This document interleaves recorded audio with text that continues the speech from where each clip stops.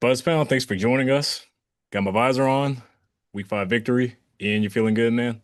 Feeling good, man. Feels good to be back in the win column, especially after the rant I had to go on last week. It was tough, but feels good to get the win in week 5 and on to week 6. Hopefully we get another win. Got the Cowboys coming up. Think we can do it? It's a big game coming up compared to last year. Hopefully it's a revenge game. Yeah, for sure. For sure. I mean, it's definitely I think it's a winnable game. The Cowboys have been playing well, but we need to take that next step and hopefully we don't take another 2 steps back after this big win we got. Let's hope not. Well, Buzzpound, we're going to go ahead and get into it. Ian, you ready? I'm ready, man. Let's do it. Touchdown, Carolina! You're listening to the Buzz Pound. Smith scores, and the Carolina Panthers win in overtime. A Queen City sports podcast covering your Charlotte Hornets and Carolina Panthers. Halliburton, nowhere to go! LaMelo's done it! LaMelo's done it! Hornets win! Here comes LaMelo.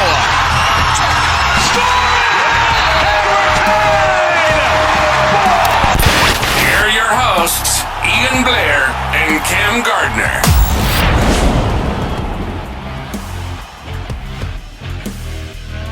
Buzzpound, thank you for joining us today.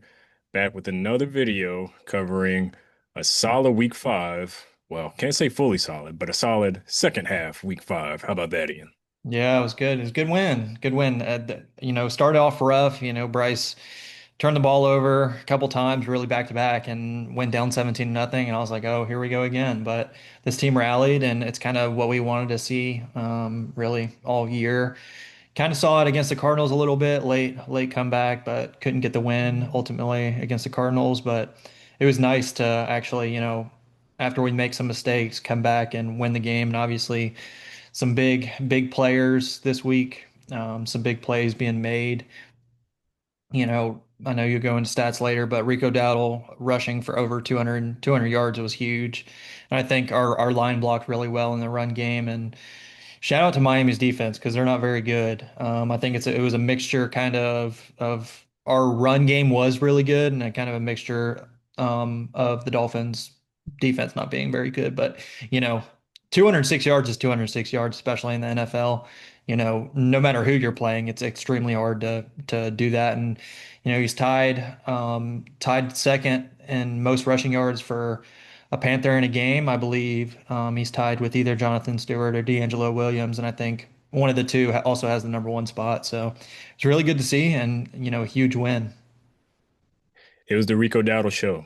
There's no doubt about that. And honestly, without Rico, we would not have won this game, if we're being honest. It was a rough start to a first half, first quarter at that. Bryce Young with 2 turnovers. Man, I'm going to be honest with you.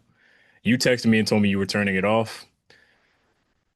I was about to do it. I'm usually the guy that watches all the way through, and something told me not to, but I won't lie. I was furious. I mean, I was on my own watching that game, but I was definitely going in on Bryce. I was saying that it's time. We need a change. But on the topic of Bryce Young, man, he's got to be, and I told this to a fellow Panther fan that I work with.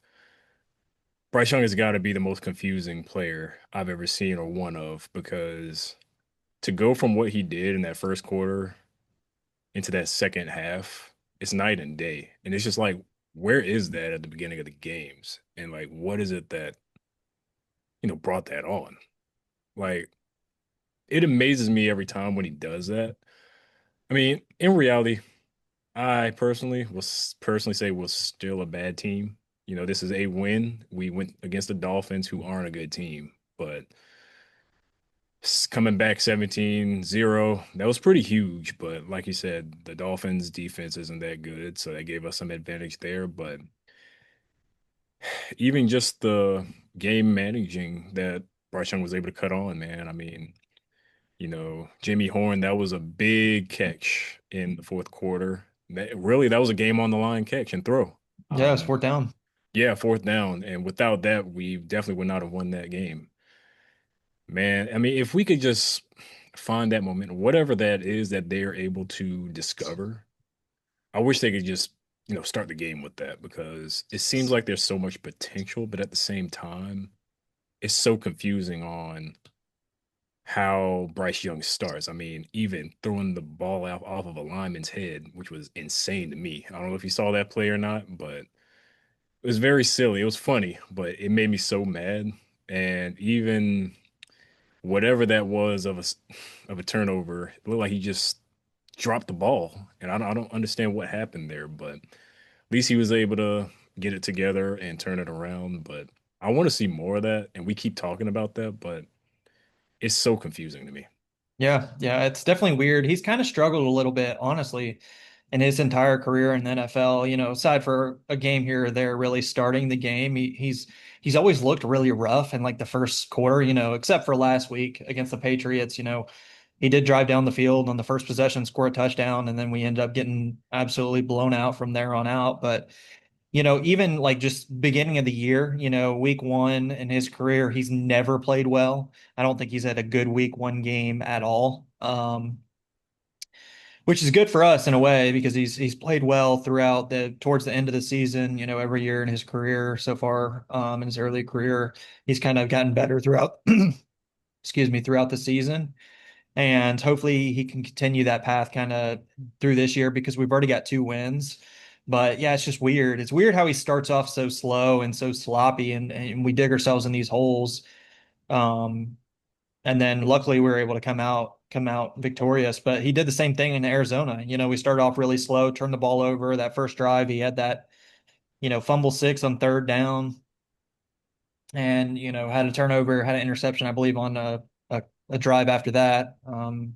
And ended up playing well down the stretch. But it's just we got to play. He's got to start off hot, and there's games here or there where he does. Like I said, the Patriots was a good example of him starting off hot, but he's got to start and finish hot. And he is a weird player, man. It's really weird. He's never been like a stat sheet stuffer, like a really dominant quarterback in the NFL, but he manages to squeak out wins here or there, and he's never, even in the wins we have, he's not throwing for 400 yards or 5 touchdowns or anything like that. Like you see some of these quarterbacks around the league that are really good, like Josh Allen, Pat Mahomes.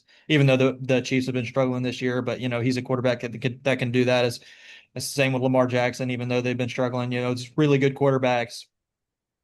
It's just weird. It's weird, and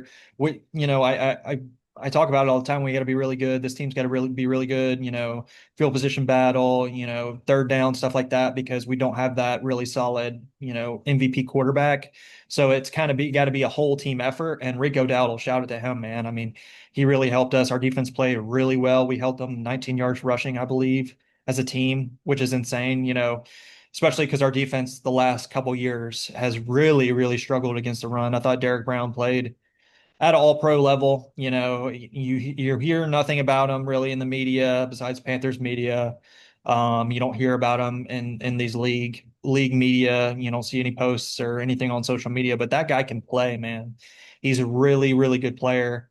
Had a sack, was really good against the run this week.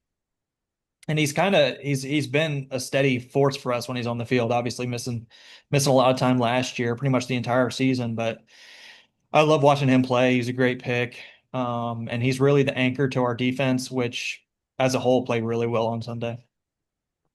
No doubt. I mean, he always shows up whenever he's out there. Like you said, I mean, due to him being in Carolina and such, you don't hear about him, but you can't deny it. That's a good pick and a good player. I was happy when we got him and still happy that we've obtained him and extended him last year.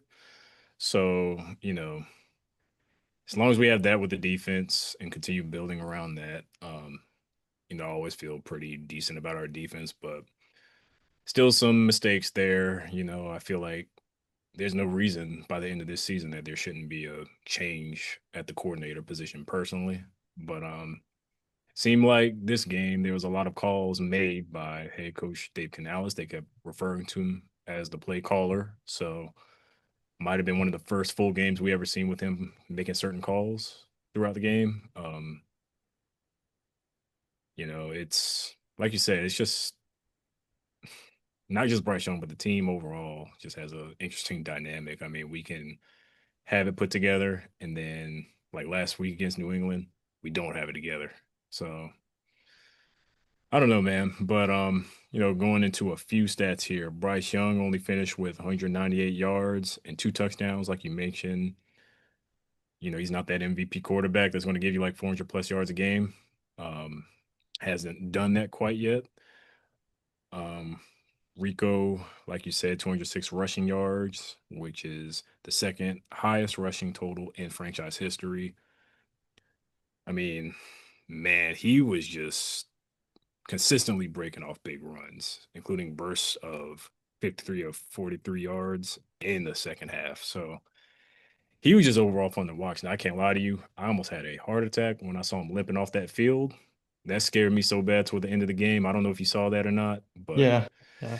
man, I thought we lost him already. I was like, after a great game. But while we're on the topic of him, I'm sure you've been looking at Panthers media or social media and Twitter about him and Cuba. Like, what's going to be the way to go moving forward with him having that standout game. Everybody's like a lot of people are saying they don't think they're going to put Dowdle at the running back one position just because they extended Cuba. But do you think the conversations are worth having? Do you think an adjustment should be made? What are your thoughts on that? Yeah, so I mean, I'm under the I like the running back by committee kind of thing in the NFL. I think that, you see it with Detroit. Obviously, they have really, really more talented running backs. I think both David Montgomery and Jahmyr Gibbs are more talented than Rico and Chuba. Jahmyr is really special. He's a special player, one of the best backs in the NFL. But you kind of see those 1A, 1B kind of backfields around the league. And a lot of teams have running back by committees, using multiple running backs. I am of the opinion that it's good to have multiple running backs. It's not like quarterback where you have if you have two quarterbacks, you don't have there's that saying, if you have two quarterbacks, you don't have any. Um, but with running backs, I would love to see them split carries really, more 50-50. I would like both of them on the field. It's better for the longevity of the season as well. You mentioned Rico kind of limping off the field. I mean, it's like, NFL players like comparing it to being in, severe car crashes every week with the beating that their body takes. I mean, it's a physical game. In my opinion, it's the most physical sport in the world. Um, and he was taking a beating out there. He was breaking off long runs and everything like that. But when you get, 23 carries or however many carries he had, I believe he had like 26 touches total. Um, you're going to be feeling it. I'm sure Monday morning was really rough for Rico, but once Chuba gets back, I would really like to see them split more. Trevor Etienne's in that backfield as well. He looks pretty explosive on the minimal touches he got last week. you know, I think all three of those guys can play and get us yards. And I would like to see them split, kind of 1A, 1B. I still really like Chuba. I think Chuba's a good running back. And just because Rico went for 200 yards, I don't think Chuba should just be thrown to the side or, you know, I think kind of feed the hot hand. And, fantasy owners don't want to hear that. They want to have a guy that gets all the carries and all the touches on their team. But, for an NFL team, I think it's really, really valuable to have two really good running backs because it is such a physical position. You're getting hit so much throughout the game. Every carry you get, you're going to get hit. So once Chuba gets back, really like to see both of them about 50 split, honestly, with a little bit of Trevor Etienne thrown in there. But I think we have two really good running backs on the roster. Rico looked really explosive. Obviously, you mentioned he broke off some long runs. Eric Collins on the call was so elite. I saw that all over social media because, some people weren't familiar with him. I've listened to some podcasts. They were talking about just how electric he is. He needs to do some like primetime games. He is such an electric commentator, and I loved hearing him. His mate on air, the guy he was uh, commentating with, kind of seemed like he was getting sick of him at points. But I was like, just let Eric cook because he is so electric. I love listening to him.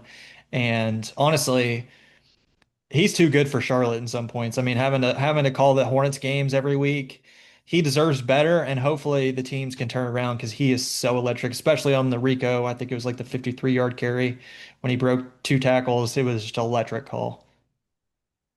I mean, if there's one thing that anybody's going to talk about when they talk about the Charlotte Hornets, it's always going to be Eric Collins, the commentator. I mean, there's so many people that have sent clips to me just always saying like, y'all have the best, announcer or commentator in the NBA. And I agree. And him doing this Panther game, that was everything. And personally, I think that brought us a little luck charm, him being there, because just hearing that as a Charlotte fan, if you know Eric Collins, you know what it is. That man, his energy, no matter how the team is doing, he's always going to do something to bring that bright spot to the team or just to the game in general. Even if it's not a good game, he never fails to make a down moment somewhat entertaining just because he is who he is. So shouts to Eric Collins. He is goated, kind of like you. He honestly deserves more than Charlotte, especially what he does for these two teams. Well, for the Hornets and hopefully some more Panther games, but he deserves a lot better. But as far as I'm concerned, I want him to remain because he is our one of our golden pieces that we have there. Yeah, absolutely, I agree. Kind of what are your thoughts on the running back situation that we got? I think it's a good problem to have. Oh, it's a good problem. I mean, it takes me back to the days when we had Jonathan Stewart and D'Angelo Williams. I mean, we know what that was. I mean, both of those guys were solid. They had an even amount of time. Obviously, we kept Stewart a little longer. We ended up sending Williams to the Steelers, if I'm not mistaken, at the Yeah, end of his career. But just like you, I mean, those running backs take a beating. And that's probably one thing we lacked during the McCaffrey days. I mean, we had Stewart, but then we ended up sending him off to New York. So, it's good to have that rotation. I like that 1A, 1B, and honestly got three there. But I like what we have in those two. I don't think we need to make any adjustments. Just give them even playing time, just so they don't get beat up as much. I mean, with their position, that's a given. But I think it's a great problem. And like I said, it takes me back to the Stewart and Williams days. I feel like this could be another that if they, do it correctly. We already extended Chuba and we see what Rico is, and he's already talking that noise going into the Cowboys with that being his former team. So hopefully, he's able to put up another good performance. yeah, for sure. I mean, the Cowboys are going to be looking out for obviously the run game this week. I think it could open up the pass game. Anytime, teams are looking at film and watching Rico Dowdle run for 200 over 200 yards, it's gonna, they're gonna be thinking about it going through the week and kind of stopping the run, everything like that, and hopefully it'll open up some throwing lanes for Bryce. And I still hope Rico will have he's obviously super motivated. It being his former team, it's at home in Charlotte, so hopefully he has another really good week this week. I'm not expecting 200 yards. You can't expect 200 yards. It's so hard to do that in the NFL, regardless of who you're playing. But yeah, really special performance by him. It was really fun to watch. You know, Hopefully we continue, down the stretch, we ride the hot hand at running back, let them split carries, change of pace for the defense. It's harder to stop. Each running back has their specialty. Le'Veon Bell was back in his prime, was super patient, good at reading blocks and everything like that. There's guys like Christian McCaffrey that are really good pass catchers and, fast guys and, power backs, all kind of archetypes, that you see around the league. But hopefully they split carries and we have a really good problem to have in the backfield. And hopefully we can parlay this into another week with a victory, or at least look really competitive. Hey, I'd be okay with a loss as a Panthers fan as long as we look competitive and it was down to the wire and it was like a last second field goal or something like that. At least we look competitive and look like an NFL team instead of getting beat 42-13 and just not looking even like we should belong on the field. So I'm really just hoping that we can put it together and look competitive and you know hopefully come out with a victory. I don't know the reality of it, but I would really like for us to get at 3-3. We're at 2-3 now. Um, just to at least not get too behind in losses, even though that's been majority of our past few seasons. But it, I mean, we need to stack up the wins that we can against the teams that we know we could potentially win because our schedule is only going to get harder as we get deeper into the season. Yeah, I mean, I agree. I agree. We got the Cowboys, and then I think we got the Jets the week after. The Jets should be a winnable game. They haven't won a game this year. I wouldn't be surprised, as a Panthers fan, I wouldn't be surprised if their first win of the season somehow is against us. But these next 2 weeks are really, really important, because as you mentioned, our schedule doesn't get any easier down the stretch. We got Buffalo. I know we have San Francisco. We got Green some Bay. Green Bay at Green Bay. I'm chalking that up right now as a loss. Playing in at Green Bay in that stadium is really tough. But we just need to win the games that we need, should win. And I think not we shouldn't necessarily beat the Cowboys, but I think it is a winnable game.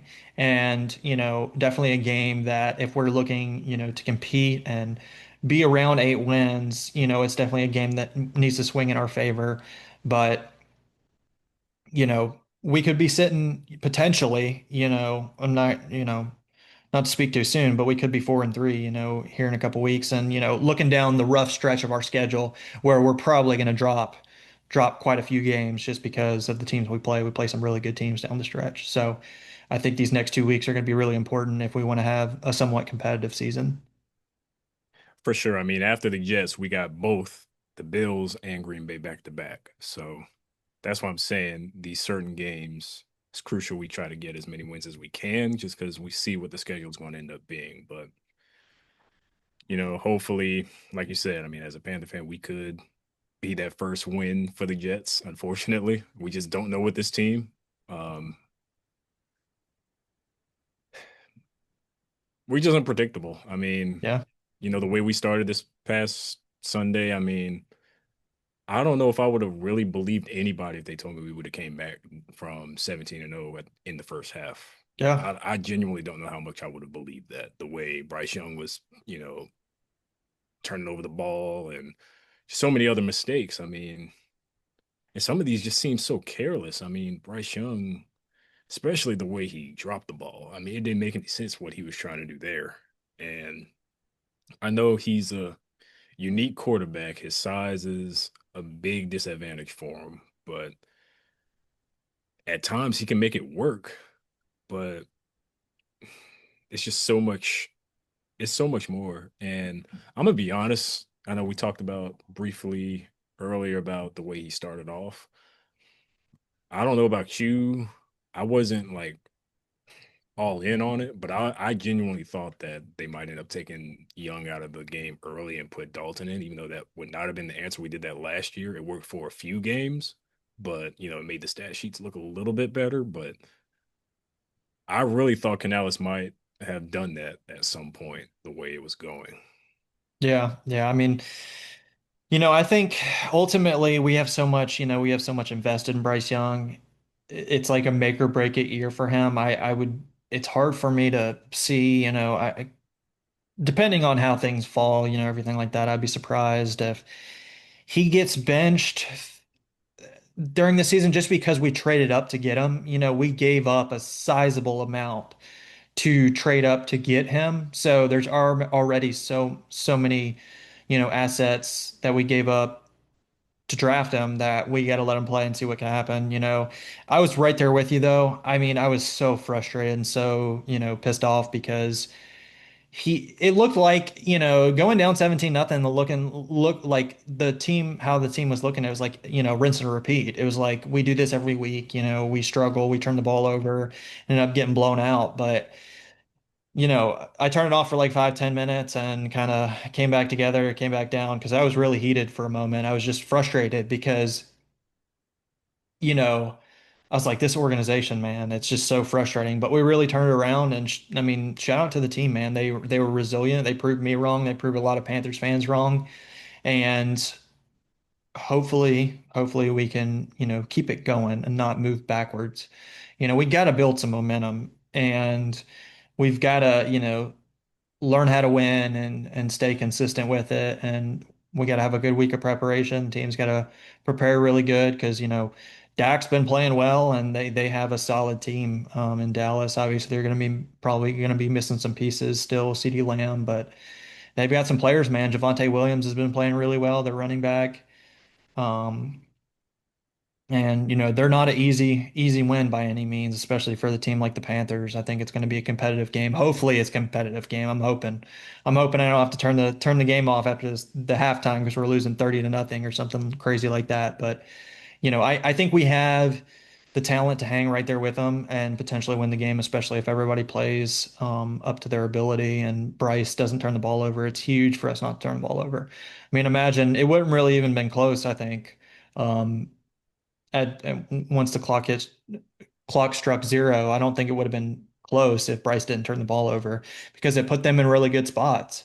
It put them in good spots where they were able kind of drive down the field and it gave them momentum. Anytime your defense has a takeaway, it gives their offense momentum and it gives them, it's a real swing in the game every time a turnover happens and they're so detrimental. But we were able to overcome them really thanks to Rico Dowdle and our defense kind of putting it together. Early on, Darren Waller, who just came out of retirement, a couple months ago, was really tearing us up, and he still seems like he still has some juice. Obviously, he was a really good player with the Raiders during his prime, but he looks like he's still got some juice. But we were able to, kind of neutralize him in the second half, and ultimately, you know, he wasn't even targeted in the second half, I don't believe so. Yeah, I mean, it's just all about, turning the ball over, like you said. I mean, I know the opposing team didn't have a good game that day, but we didn't have any turnovers in that Falcons game. And you saw what that did for us. I mean, if we turned the ball over, they could have easily scored and, tied the game because we Yeah. scored that first drive. And like I said, it just shows what it does for us if we don't turn that ball over. We can get some advantage. We can score Mhm. or at least get in field goal range to put a few numbers on the board. Those are very important if we could at least get those. I mean, those can add up. So, and I also want to give a shout out to we hadn't spoke on him at all. Mitchell Evans, tight end. I want to give him a special shout out for that 4 yard touchdown we got. I mean, that contributed well throughout that comeback. So just want to shout him out briefly. No, we don't have a Greg Olson really anymore. I don't know if we'll ever get that type of tight end again, to be honest, but just want to shout that out because that was a big contribution to this comeback and overall win for us. But still a lot of work to be done. I mean, yeah, we could be happy about it, but there's still so much construction to be done with this team, man. I mean, I can't stress that enough. We talk about it every offseason. We talk about it every mid-season about we need to rebuild, but I'm not sure anymore what they're going to do. I mean, it's obviously a make or break year for our quarterback that we traded up for, but at the same time, it's like I don't know, you know, let's just say if it doesn't pan out for Bryce Young this year, it may not be a hard decision for Canales and Dan Morgan to decide to move on from him because he wasn't their pick. Yeah. They weren't in their positions yet at the time. So, that's another thing. I know many people mentioned that was, a Tepper pick for one, and obviously he still has a lot of say so in a lot of things that he shouldn't. That's what he has a general manager in place for, but he still refuses to back off and trust in the people he hired, which is insane to me. But that's a whole nother topic. But I mean, I just don't know what else we would do. I mean, we can't keep we can't afford to keep trading away a bunch of picks to get a high or number one pick in the draft. Yeah. Every few years. We did that. That costed a lot for us to do. What was that 2023 when we got Bryce? Yeah. So that was, and we're still feeling the effects of that. I mean, DJ Moore, that was a big loss. Just in all those future picks. I mean, in the moment, we were desperate for a quarterback. A lot of fans weren't upset about it, but to lose more and to see where we are now is just like, was it really worth it? But who knows where we would have been if we didn't do it? I don't know how much better we would have been. I don't know how much worse we would have been, but there's still a lot of work to be done with this team, man. That's really all I got to say about these guys. Yeah, no, I agree. And on the quarterback front, there we don't always have to trade up for, number one pick. You look at Lamar Jackson, and I talk about him a lot just because I love watching him. He's last pick in the first round. Josh Allen wasn't a first overall pick. Pat Mahomes wasn't a first overall pick. Yes, these guys weren't in the first round, but you don't have to have the number one overall pick to secure your franchise quarterback. And I think the draft definitely is, unless a team, I don't know about the Baker Mayfields and the Sam Darnolds of the world, but usually the draft is how you get your quarterback and keep them, because quarterback is the most valuable position in the NFL. So they're very rarely on the market. And if they are on the market, it's for a reason, like Sam Darnold or Baker Mayfield. They weren't playing particularly well. Sam Darnold wasn't in Carolina, and I mean, the stats don't lie, the teams don't lie. We were the problem in some capacity for both of those quarterbacks. I don't know what it was because I'm not in the locker room and I'm not on the coaching staff, but those guys, you want to talk about a good quarterback, Baker, and I love watching, as much as I hate to say it, I love watching Baker because he's fiery, he talks crap, and he's backed it up these past couple of years. I mean, he is playing really, really, really well. He is playing at an NF or MVP level. And it was really, I watched the Seahawks and Bucks game. It was the late slot, the mid-afternoon slot, and not only were the uniforms beautiful, I mean, both the Seahawks throwbacks and the creamsicle Bucks jerseys, I love, really good for the eyes. But that game was incredible. It was a battle of the former Panther quarterbacks as well, and they really lit it up, both of them. I saw a picture. It was a meme somebody put together, and it was like Baker and Sam Darnold today, and it was a photo of Tom Brady and Peyton Manning Yeah. handshaking, and I was just like, I was watching the game too, and I almost could have got sick looking at the game. It was such a good game, but it's just like two people that we had at the hmm same exact time too. Not even like we had one then the other. We had both on the roster at the same time, and look at them just prospering in all ways possible. And it just shows this organization is the problem. We are not a quarterback developing franchise. Plain and simple. I mean, they're Baker's looking like not MVP, but Heisman College Baker again. hmm Everything that he was supposed to be in those years in the Browns, and when we got him, what we thought he could be. I mean, it's what could have been. Yeah. It's that's all I can say. It's just what could have been. What if an alternate universe is, I don't know, however you, whatever kind of analogy you want to use for it. It pains me to see it, but I love watching Baker. And a lot of people used to say Darnold wasn't good and all that, but I personally had a feeling if he was put in a good position, he hmm could be a solid player. And I feel like I was right on that one because I felt like he had it in him. He just, if you start off with the Jets or like the Browns, and now if you start with the Panthers, that's where a lot of careers go to die or Yeah. start off bad and then they go elsewhere and have success. So it's a shame that we're in that category now, but that's just what it is. Yeah, I mean, it's incredible. Sam Darnold won 14 games last year on the Vikings and still looks really good for the Seahawks, man. And, he's playing at a MVP level right now. I mean, he's got some good receivers, Emeka Ibuka and, Jackson Smith and Jigba, both Ohio State receivers. I watched that game for many reasons because it was really entertaining. It was like a Ohio State recruiting commercial out there with both those receivers leading, really having great games as well. But that was a really good game, and it was sad. It is sad as a Panthers fan because both those quarterbacks are playing at a such a high level, and it's fun to watch. It's good football. You enjoy watching football like that, where both, it goes down to the team that has the ball last, and Sam Darnold had a mistake later late in the game where he was trying to throw the ball away and got intercepted, and ultimately the Bucks won. But it's gonna be tough to beat the Bucks this year, man. They're sitting at 4-1, I believe. Only lost one game, and they're really really resilient. And pretty much all of their games have come down to last second field goals or you know these late game moments, and it's gonna be tough to beat them this year. Yeah, man, no, they're a pretty lethal team. You can't lie about that. Baker is him. He's truly him. I'm a fan been a fan since his college days, and I felt like he could be that in the league. And a lot of people tried to, knock him early. We always talk about what he did with that short stint with the Rams. I mean, that first game was very impressive. To only be there for a few days, so it's big fan. That's all I'm gonna say. Anytime I see that photo, I'm sure for you too, that photo of Sam Darnold and Baker during warm-ups running next to each other in their Panther uniforms, I'm just Yeah. always like, And the white what could have jerseys been? too. I know exactly what the picture you're talking about, and Yep.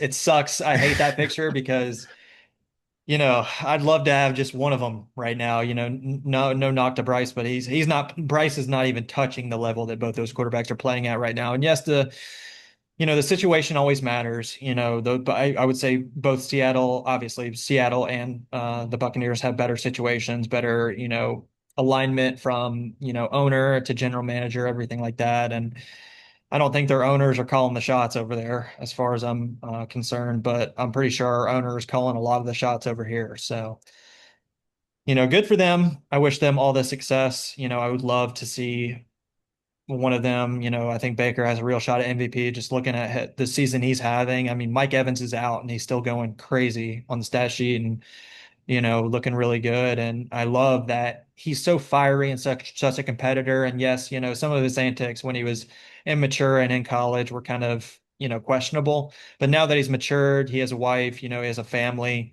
he's still fiery and he will talk crap and he will talk crap to fans. And, he wants to win. Ultimately, he's such a competitor and wants to win.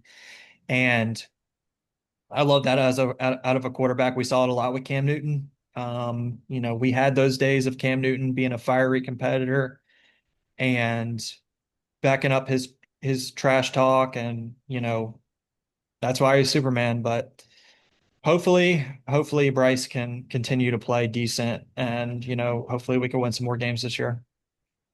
Let's hope so, man. Well, we got a little bit of time here, but I want to just cover it briefly. Our Buzz Boys actually played preseason that same exact night. Not sure if you paid attention at all to them or tuned in, but LaMelo Ball, like LaMelo Ball, Colin Knippel, Con Knippel, he had a pretty solid preseason coming off with 18 points off the bench. Looks promising. I'm looking forward to seeing him.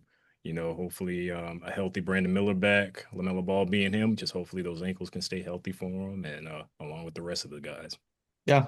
I didn't watch the game, but I looked at the stats. I was frustrated. It is preseason, so I wasn't too frustrated. Just because the Thunder didn't play really any of their starters, and we lost. And it wasn't, we're losing by quite a bit at one point, but it's preseason. It's like preseason NFL. You really don't know what's going to happen. But yes, we did drop the game, and I thought Khan did look good. He had a good stat line, but hopefully it's just preseason and we play defense when the season actually starts.